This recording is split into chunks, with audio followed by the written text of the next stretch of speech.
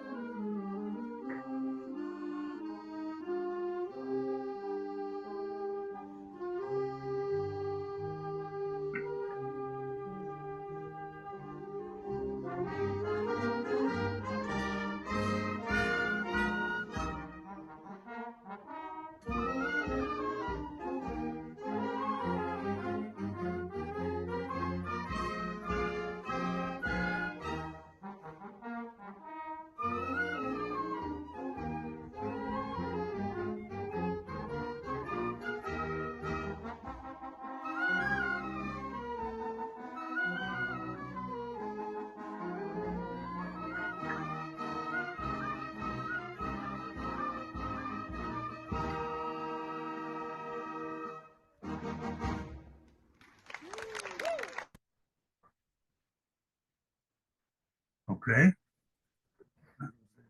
Short part from the concert in Tzipori. Now I'll give you a tour of Tzipori.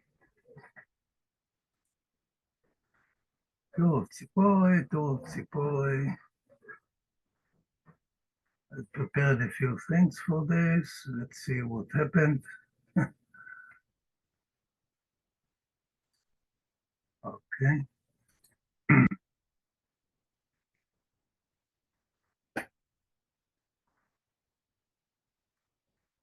This is a map of Israel. So this country is what we call the Holy Land. The Holy Land is actually bigger than this. We are not dealing with this now. This is the state of Israel. From here to here, 450 kilometers.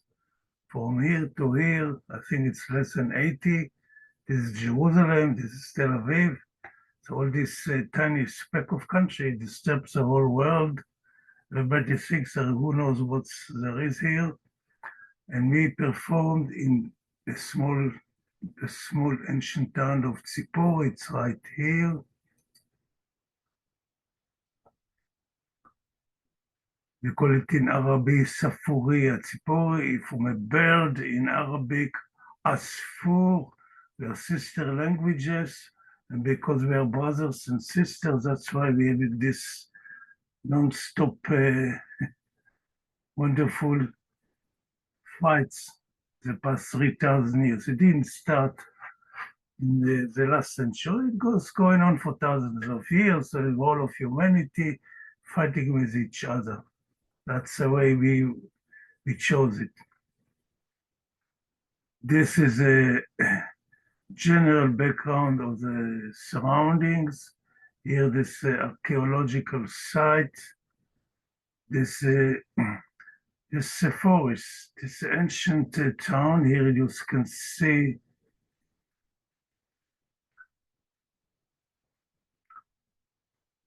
looking where is the basilica where we performed. I don't see it. Maybe it's a different side. It's the stadium. We didn't perform here. I don't see where we performed. Maybe I don't see it here. But this is ancient ruins of Sepphoris. It's a village from 5,000 years ago. And this was a Crusader castle, which was rebuilt by the Ottoman Empire. Today it looks like this. The place has many frescoes, many of them, mosaic, plenty of them, the whole place.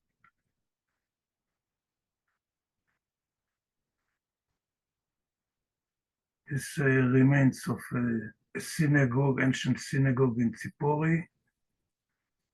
It appears this used to be ancient water systems, they dug out to make a constant supply of water for the town.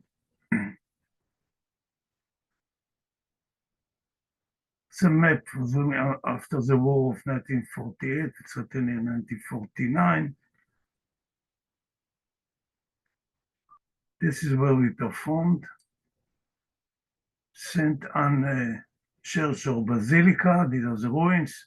It used to have, you could see the ruins of the walls. There was, of course, a ceiling.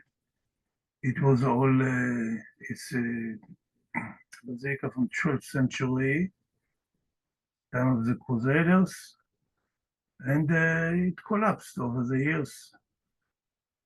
This picture from 1940, before the war. This after the war of 49, all the population, after the war of 1948, all the Arab population fled the village from the war. They were hostile towards Israeli state, and there was a war for the survival between. We are not getting into all this trying to stay like a go-between in a way. If you understand it, let's get another artwork. There are many of them. There are lots of mosaics. There's zodiac, etc., etc. It's a very beautiful place. We have many, all in entire Galilee. Israel is a very small, very condensed, compact country with many, many landscapes, dozens and dozens. You move, if you travel half an hour each direction, you will come to a totally different country. That's the uniqueness of Israel. I remember many years ago, we lived in Jerusalem, and it was, we had a blizzard in Israel, sometimes in Jerusalem especially, and Jerusalem, Mount Hebron, and Ramallah, it's the same completely considerably elevated mountain ridge, about 800 meters above sea level. And sometimes we get heavy snow, and one winter we got a very heavy snow. And the heating system collapsed. I don't know what, so I told my wife, let's go to the Dead Sea. We'll go there for a few days till the blizzard will be over. And within 25 minutes, we took our car, we drove to the Dead Sea, about, let's say, half an hour drive. And from a few degrees below 0 centigrade, it was 4 or 5 below 0 centigrade. In the Dead Sea, it was 20, 25 degrees above 0. That's Israel. Everybody wants this country, but believe me, besides all this, it's very intricate country. What there is to fight over it, I have no idea till now. But there are many legends. If you makes you closer to God, especially the Temple Mount, everybody thinks God is residing there, so it's worthwhile sacrificing everybody as the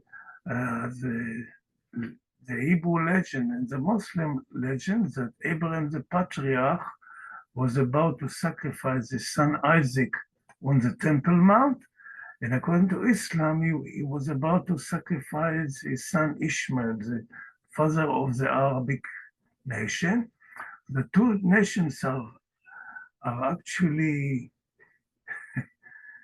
revealing who was a fortunate one to be sacrificed by the Lord Abraham. It just shows the mentality of the people. I'm not condemning anyone. And it's just joking, So all this humanity is one big joke. If it wouldn't be so much suffering entailed, it was a joke of the cosmos. But it's a sad joke. But we caused it. And we'll keep on sharing now a little bit of the book of Genesis. The book of Genesis is dedicated for creating states of consciousness. And we studied the fall of man, that we fell from the Garden of Eden. We'll explain it later. We have explained it before. I never know who's coming again. With our new attendees, they always can go back to the very beginning of the Genesis series where I explained all this. It's in the Zoom archive, in the Baba Zoom archive. It's not so bad. 30, 40 minutes each session. It tells the whole story and all my personal stories. Before that, I told whatever I felt like sharing with the community concerning Rabbi's work in Israel, etc. We'll go back to the book of Genesis, and I will share it with you with some explanations, etc.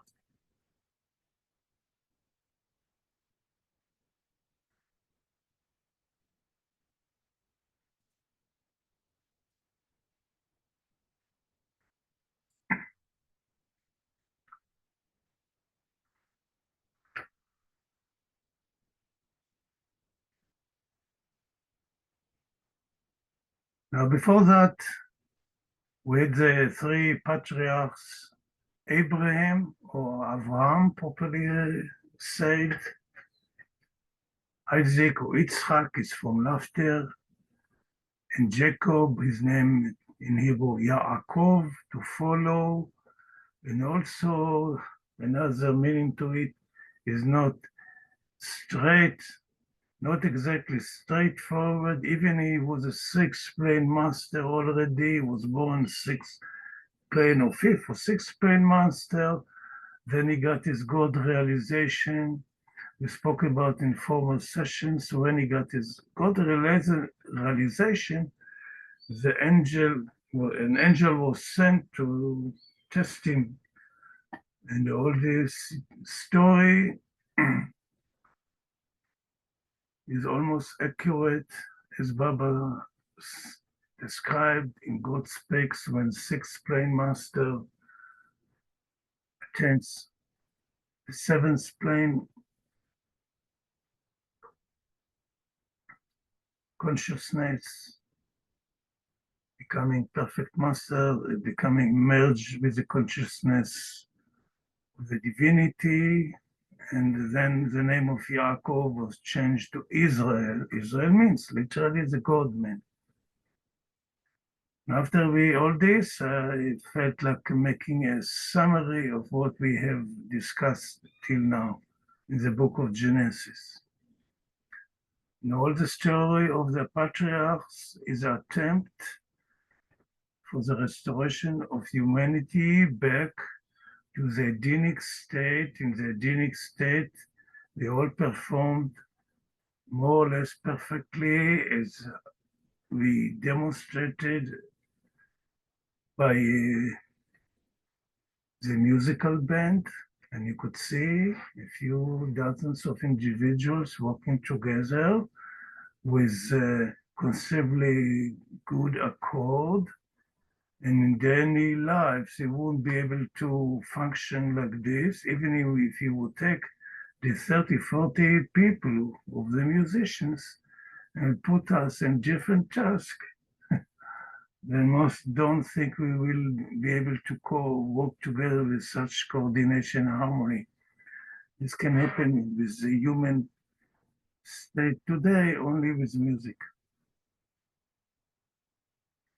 So the nation of Israel, initiated by Lord Abraham, the avatar, and his two sons, the son Isaac and Jacob or Israel, initiates the 12 tribes of Israel, the basic body for the restoration of humankind. And we studied in depth, we'll keep on studying, and we know that the whole attempt was failed. And that's why the whole world in a mess. And the whole attempts after that to heal humanity have failed. And all the attempts to heal humanity in the 19th and the 20th century failed. All other attempts have failed, including the ministry of Meherabad. Meherabad, of course, said that his mission was 100%, because the world is still is continuing and we still have the opportunity.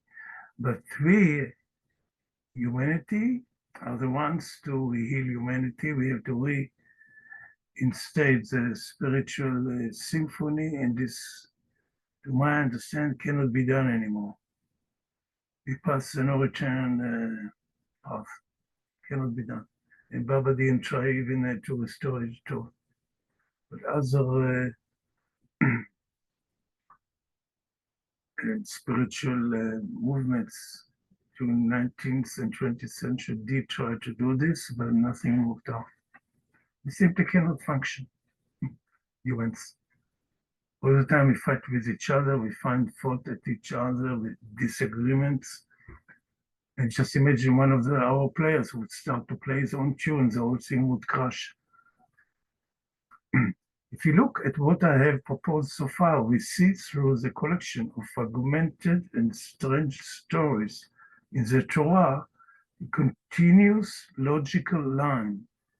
A few short sentences cover all aspects of human existence, from the creation of the conscious and thinking individual, the creation of the levels of consciousness, freedom of choice, eating, sleep, medicine, education, love, betrayal, relationships, union, and separation. A system gifted with superconsciousness that aspires to direct and rehabilitate the human race, extraordinary and superior human beings working on earth on behalf of this circle. The phenomenon of Cain and Hevel, the two states of consciousness that reside among us. It should be within us.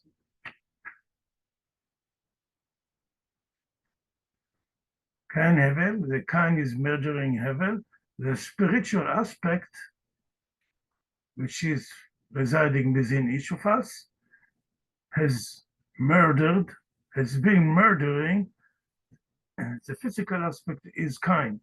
Its focus on the successes of the earth, focusing of amazing minerals, vegetation, and animals, and then I feel accomplished and fulfilled and rich. But everything has to go away. And heaven, the spiritual aspect, which is within each of us. These two aspects are within all of us. And heaven, the spiritual aspect, is being murdered by Cain. So internally, humanity decided to destroy the spiritual aspect and focus on the material aspect. This leads us to all the devastation, the wars, and all the tragedies on earth, and all attempts to find some kind of modus operandi between the physical people are doomed to failure, because the point is that we have to restore our inner heaven, the spiritual man. It is just a question of focusing on the divine beloved. This is heaven. Focusing on the physical creation. This is kind. And most of humanity, I don't know, they're most likely more than 95, 98%, they focus on the wrong direction. So that's the root cause of all the troubles. So whatever you do to make amends, to make borders, to feed all the hungry, there's no point at all about this. The only solution is spiritual. And unfortunately, even many in this community don't understand, because I can see what they're saying. They're complaining about the physical situation. The creation story is actually the story of the inner creation within us. The creation for which each of us is personally responsible. We have discussed and will continue to discuss the role of mankind on earth. We are not thinking animals. Our job is to lead and assist evolutionary activity on earth, an activity aimed at attaining a super consciousness for all individuals in creation. To this day, most of us have made the difficult and wrong decision not to participate in the divine game on earth. It's a conscious, deliberate decision, and we cannot claim that it was forced upon us. We were constantly warned about the consequences. We decided to ignore it cold-heartedly. People complain that evil and cruelty on earth are proof that there is no God, a merciful, loving being who protects his children. But this world is the domain of human beings, which they created in their own image and likeness. This world is a fruit of the projection of the subconscious darkness that operates in all of us. And these shadows are increasing within us and are being projected toward more and more, and all efforts made to change this situation have failed. The legendary Satan, who stars in many myths, is nothing but those dark shadows operating within us, effectively controlling us so that our actions on earth are their projection. There is no external evil force working to us and harm people. Most of us are born into consciousness induced by the environment and the family circle into which we are born. Our aim is to succeed materially, to achieve social status, to build something that will last a few years, to leave some mark on human history, but all these are doomed to failure and forgetfulness. The time has come for us to awaken to our responsibility on earth. If not, we condemn ourselves to a life of suffering. Evil and cruelty will continue to rule on earth.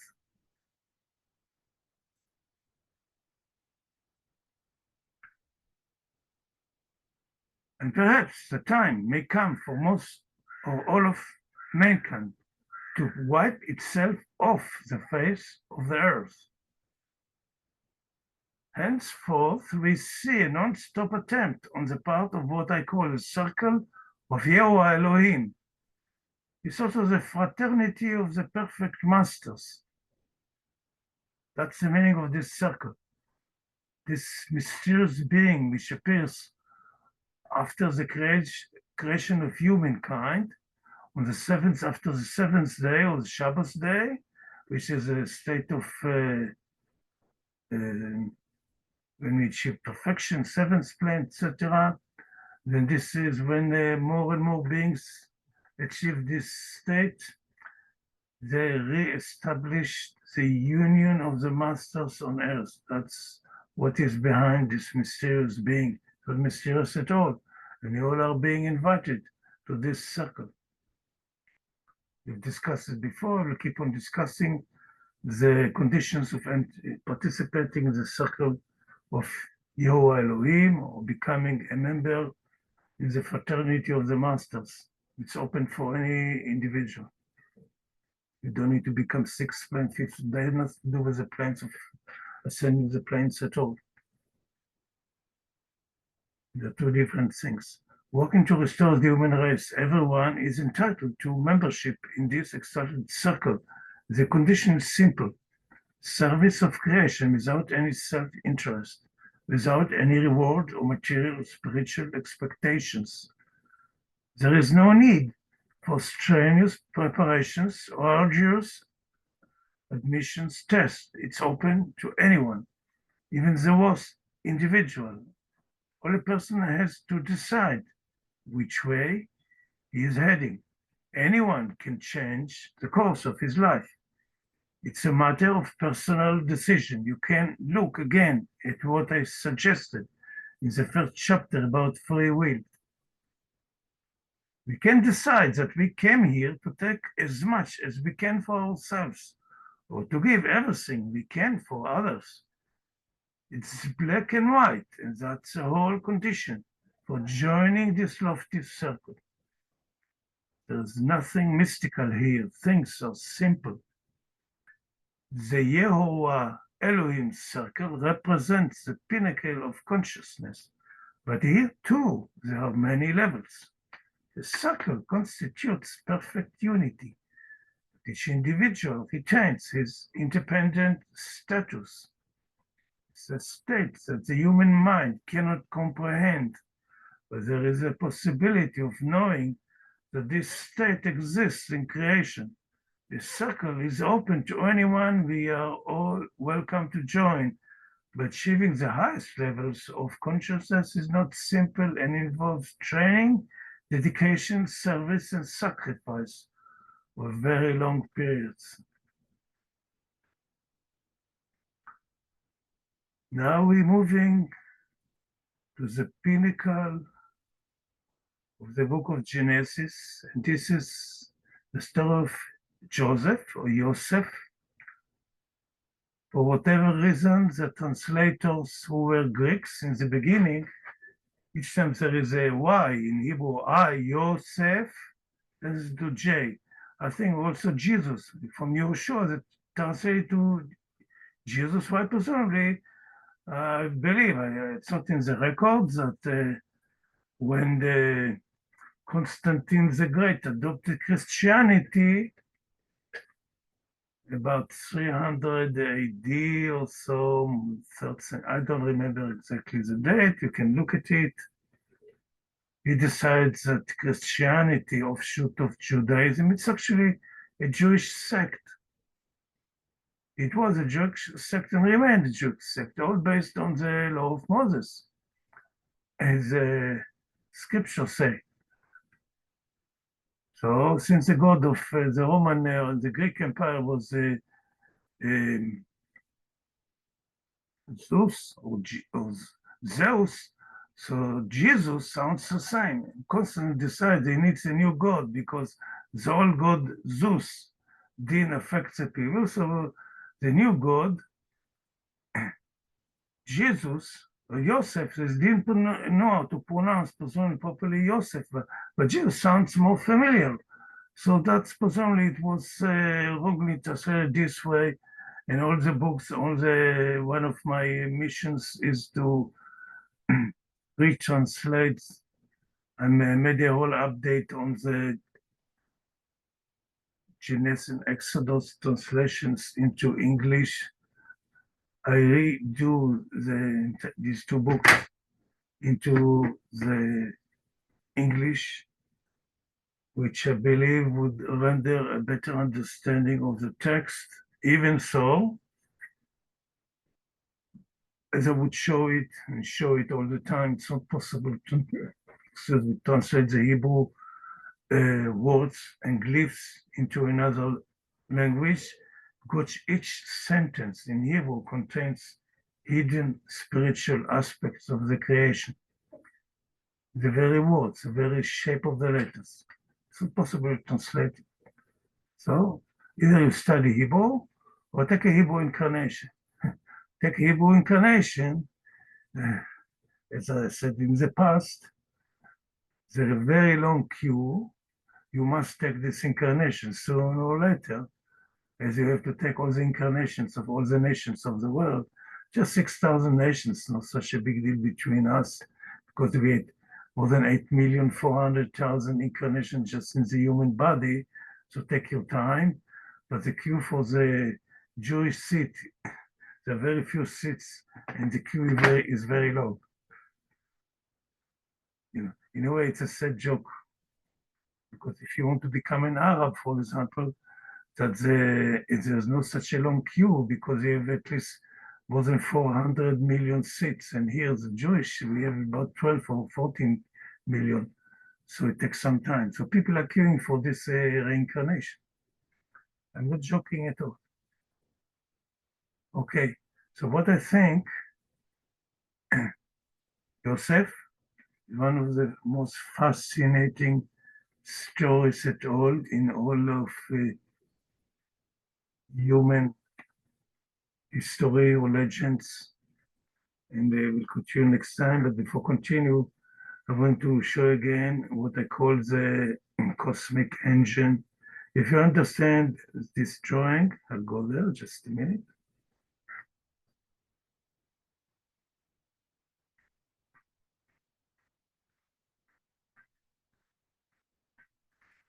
At the end of this book, I added all kinds of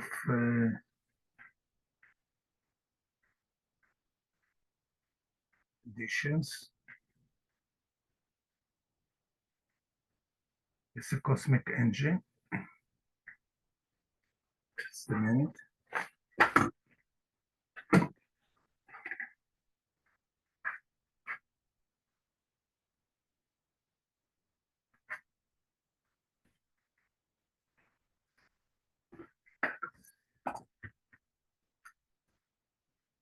This is, in a way, it's a summary of God's specs.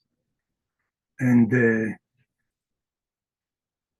during 1982, end of 82, 83, I wrote this little booklet, 35, it's both Hebrew and English. I wrote it in the Baba Samadhi.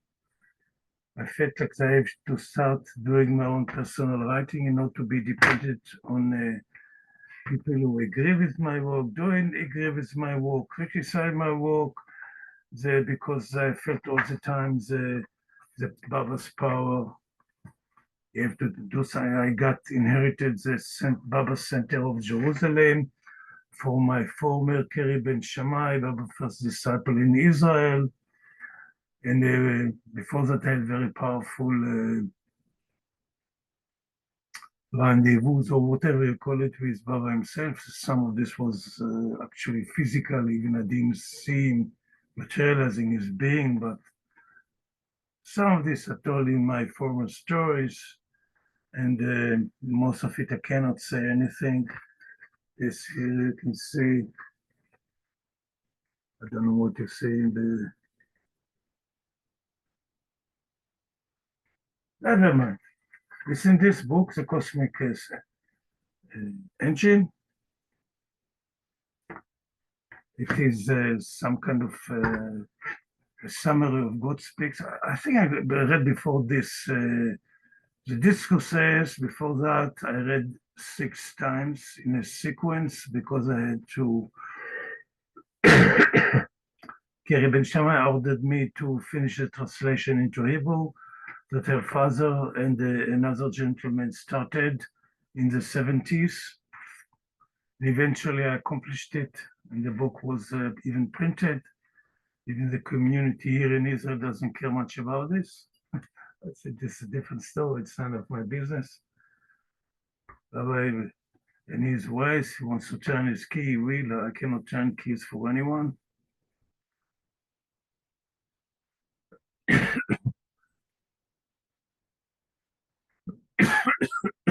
Sorry.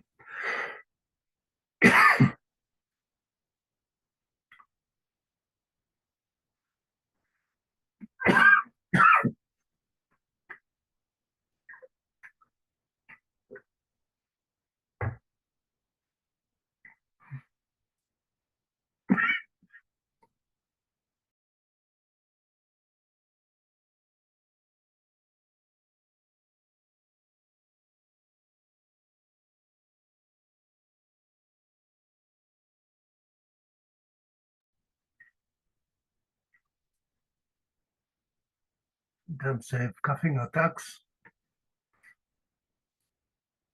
chewing too many sanskaras, he relaxes, but exits stall eventually. Now what it is, we humans are here. You see, the full spectrum of consciousness, minerals, plants, animals, we were emanated. As Baba explains so beautifully in God Speaks, unconscious divinity, sleep says, all this is infinitude. How could it be? So one side is conscious divinity, one side is unconscious divinity.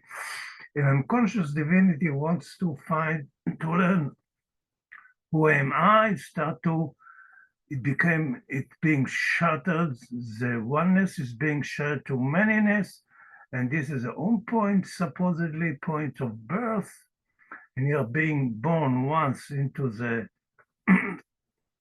all this creation,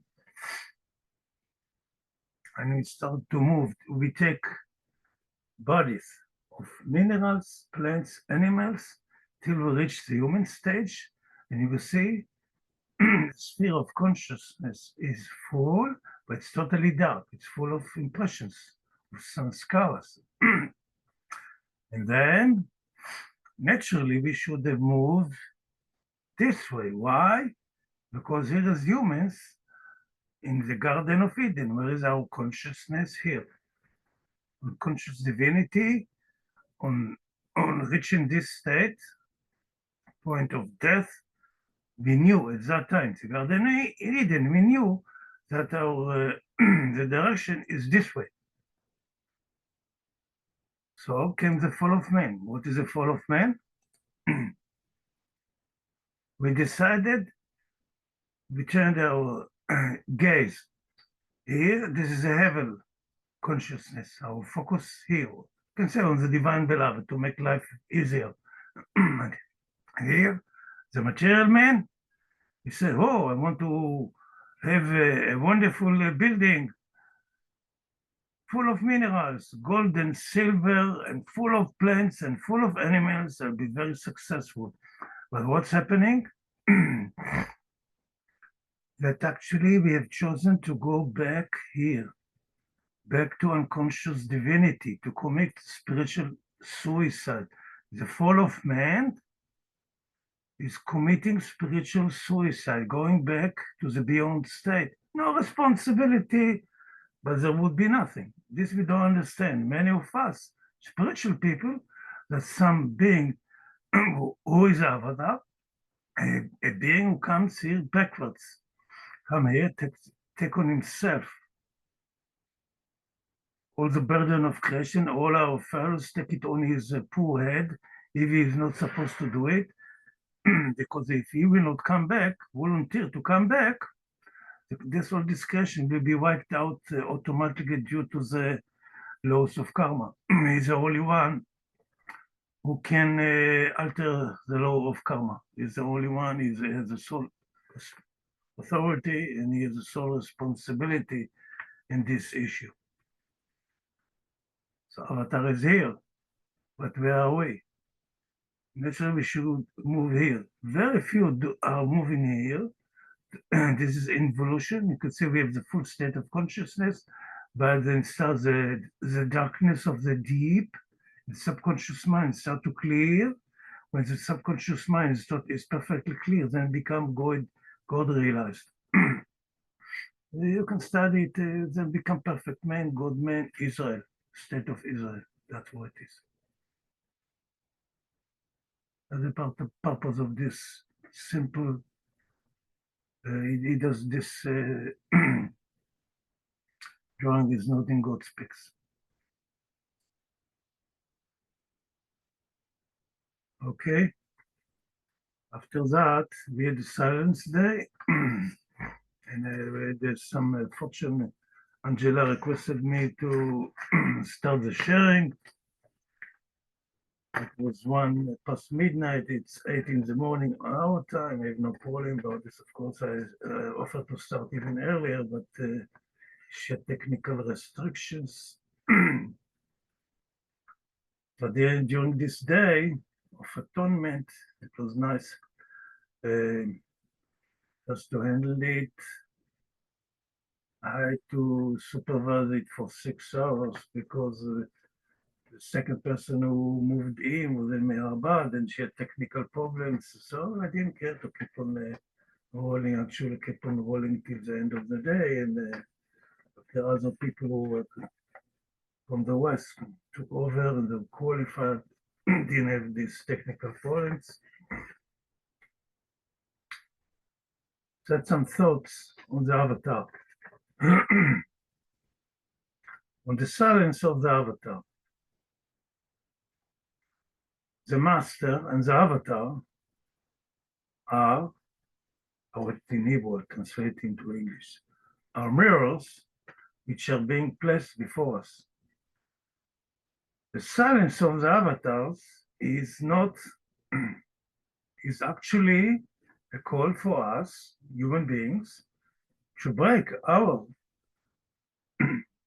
spiritual silence and be manifest as a responsible spiritual being for all the actions in the physical creations.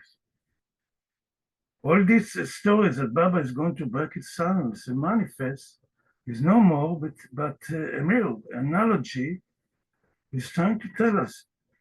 And he was playing with parables also the time of Jesus, and nobody understood. And also I can see the reaction of the people. Baba promised to break his silence, but he's telling us, he's like, come here, he's mirroring us all the time. And why I got this all the way from the 70s, that he is a mirror. He's not going to break his silence, because he's not silent. In my experience, he was not silent. So I asked him, what there is for you to manifest? If people want to surrender, they can. Then they can experience your companionship. It happened to me a few times in this lifespan, not all the time, but maybe it is more than I understand. Maybe he doesn't want, he wants me to stay independent. If you'll be with me all the time, I'll go back to what I call spiritual kindergarten.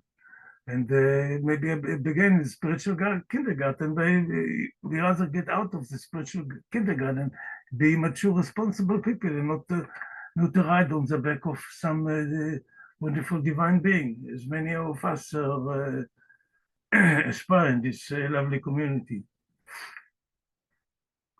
On the spiritual position of the avatar, the cosmic spiritual position, cosmic position of the avatar. One perfect master is equal to the entire human race. Would all of us would function as a perfect coordinated musical band is functioning, as I showed it to you.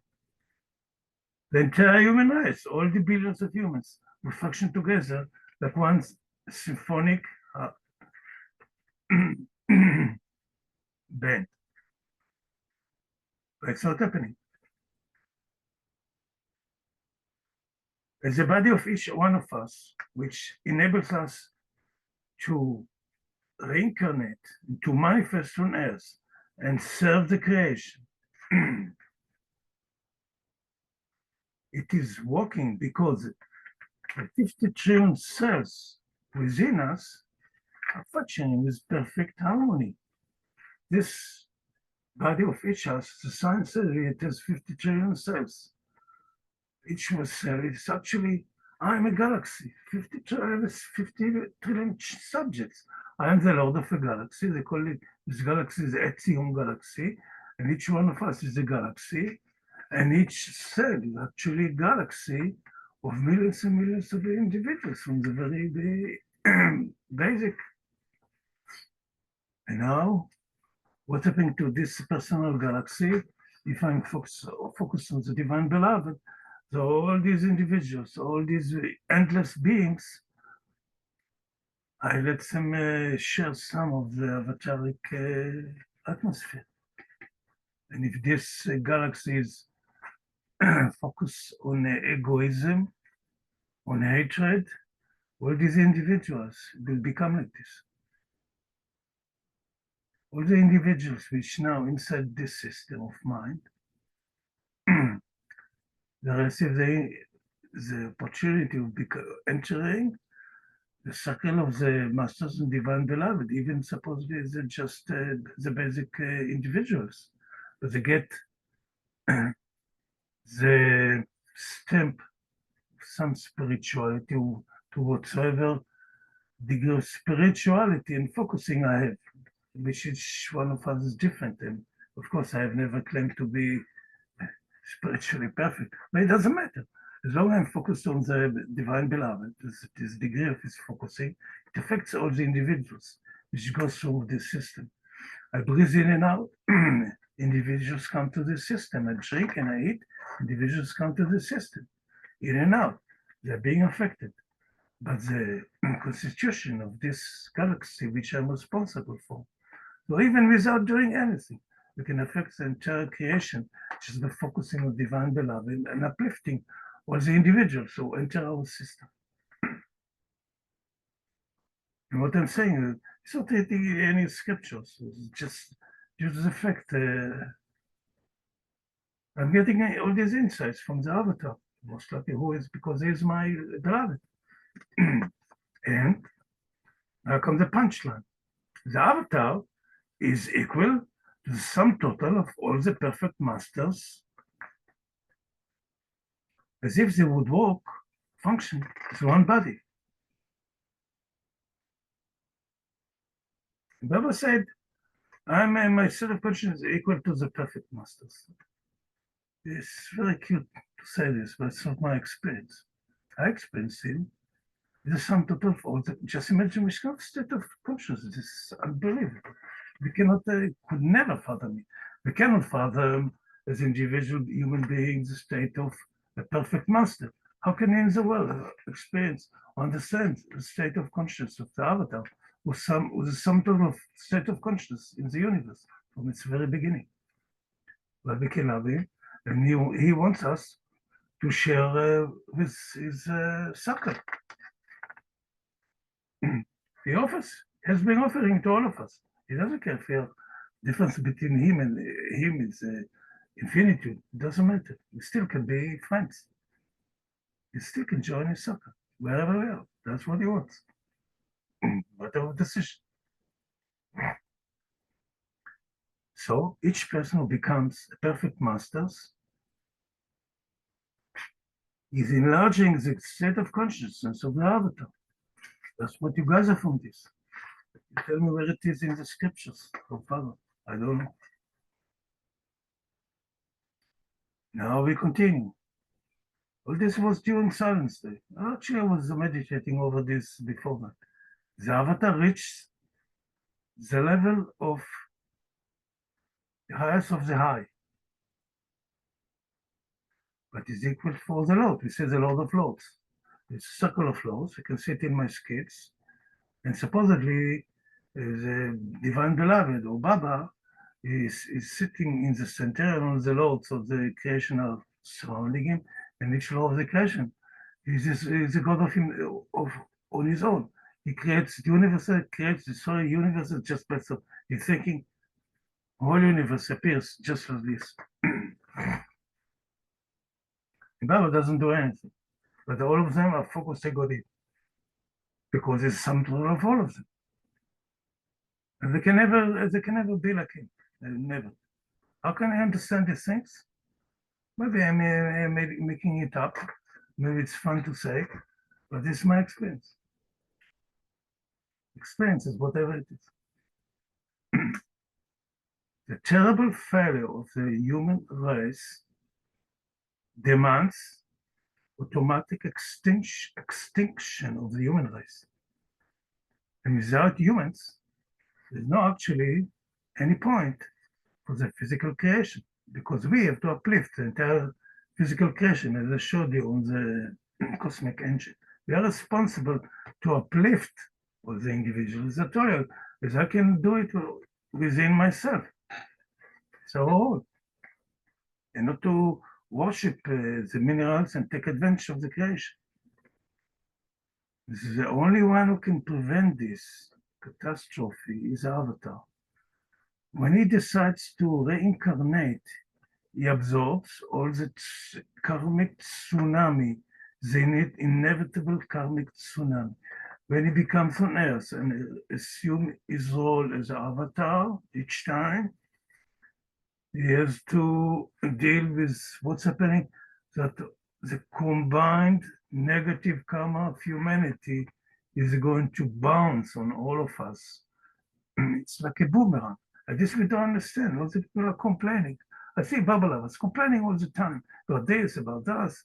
We don't have this politician, but this way should be this and should be all the time good, bad, all the time, judgment, good, bad, good, bad.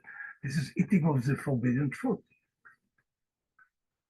The God who warned us, don't eat of the forbidden fruit because they don't know what is good and bad. We cannot. Whatever good we are doing on earth become bad. Why? Because they don't see the consequences of what we are doing. Science cannot look 100 years onwards. It cannot even see a minute onwards. They don't know what they're doing. They assume they know. They're making experiment. And the experiments repeat themselves, but they don't know what they're doing because what it is, what they don't know what's happening, that all these negative thoughts enter into the physical creation. We are creators. What we can create good thoughts or bad thoughts. Already Zoroaster told this to us a few thousand years ago, 6,000-7,000 years ago. He's teaching us the difference between good thoughts and bad thoughts. The good thoughts create angels, create the positive energy, and the bad thoughts create the demons, and all these energies are coming back to us. And then we complain, from all these demons coming on, I have created all the bad things, all the demons I have created in former lifespans, in ignorance. So instead of complaining, I should learn. Baba taught me how to transform these devils into angels. That's what I have been doing. I shared it with you in the past, how Baba taught me to deal with all these energies. It's our role. Instead of complaining, transfer all these vile energies which you have created in the past, the positive, angelic energies. Then the world will be transformed. Simple as that.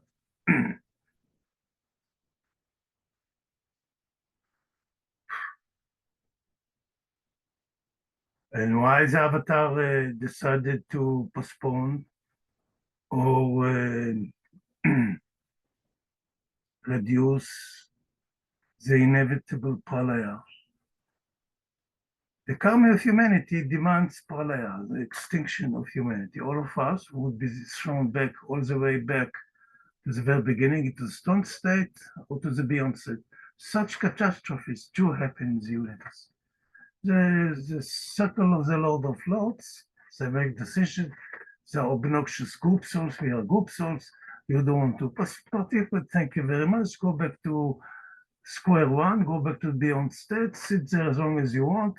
When you decide to come back to creation, you are welcome. So what's happening is that we would have lost 12 billions of painful evolution. Everything would go in vain to waste. We would lose everything, state of everything. Going back to the beyond state, we would come back to unconscious nothingness. The only Avatar prevents it. He can't, because he is authority. And why he's doing it? Why preventing it? Against all the gods. All the lords are against it. I'm telling you from my personal experience. The lords of creation, circle of lords, are against Avatar. Don't agree with it. Why? Because it suffers too much. They don't agree. They come back each time and they crucify it. They don't agree to it. But if he decides, I cannot do anything about this. So he is outsmarts him. You simply takes an incarnation. He can do it. They don't want to take incarnation. They don't want to come back to this being here. They don't want to come again here. They're not permitted. But he can. So when he comes to Earth, what they can do? Nothing. So the Avatar outsmarts the entire divine hierarchy. Now what happens? Let's say everyone's in 100 years, even thousands, we have one perfect master. And as I said, The consciousness of the creation is expanding, which is the consciousness of the avatar. The consciousness of the avatar is expanding. That's my understanding. You say from where I invented it, well, that's my experience. You invent whatever you want. I think it's logical, very logical. What's the point of all this creation? Why he cares about it? He reached perfection. He doesn't need anything. If you don't want to continue the game, forget it. So the very fact that he prevented this pralaya and all this catastrophe against the will of the Godhead made him the highest of the high. So our failures made him the highest. If he wouldn't fail, he wouldn't be the highest of the high. He would be one of the gods, the Lord of gods. He would be one of them. But because he took the supreme responsibility of the creation, they made him gods ready, above. Supposedly, it's just a metaphor. Of course, it's not working like this. We cannot understand it because it's all oneness. And we cannot comprehend this oneness till we will experience. To experience it, we have to traverse all the sojourn of the soul, become perfect. When we become perfect, even then, it's God realization. We might have just a glimpse of what it is. It's just the beginning of the sojourn. When we reach the matriculation of this spiritual world. And now simply to understand the magnitude of the Godhead of the Avatar. For example, behind me this piano. Everybody saw a piano. Just behind you there is a keyboard. It's an electronic keyboard. It's not a traditional piano. Even in the past I had a style piano sometime, not too much of a pianist. It doesn't matter. It taught me the music. Many of my insights came from music. Baba inspired me to enter music as soon as he entered my life in 1972. And since then, I'm studying music. I'm not a professional musician. I'm a student for music, and there is no end to it. So we play on a piano with, I think, 88 keys. And we have the limitation, how many keys we can grab at once. Everybody knows it. Every person who studied a little bit of the piano, even looked at it, you put it to try to build accords. You can see the limitation. I cannot press 20 keys at once. I can press 10 because I have 10 fingers. And if you want 20, and sometimes they write a musical piece for 4 hands. And what about 80 keys at once? And what about the celestial piano? With endless keys. It's actually, each one of us is a key in the celestial piano, each one of us. And the pianist has a piano with endless keys. Can you believe such a thing? And he's playing all the keys at once without any mistake. It's just to tell us a little bit, you can get a wee glimpse of the magnitude of the avatar. Because he does. He does. He's playing with all the piano of the entire creation. What came to us is just a very limited personality.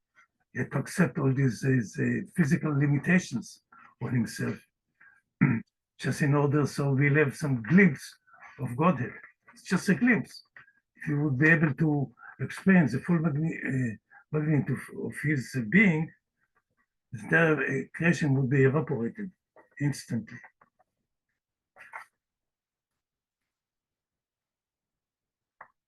And another thing, so then who is Avatar?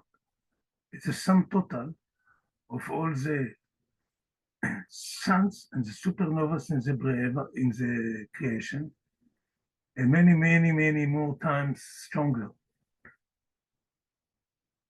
So what's happening eventually comes a time that the Avatar wants to express his love for the creation. Then this is a dread of the gods. I told you is a skit, Baba and Moses. Baba gets excited about Moses. Moses gives up his right. He was rightful heir to receive his God realization. Said, saying to Baba, to God, who appears to him on Mount says Avatar. Dealing with Avatar, said, I really wish God realization was sake of humanity. If you rest humanity, you have to rest me as well. This cannot be done. To the sixth plane master.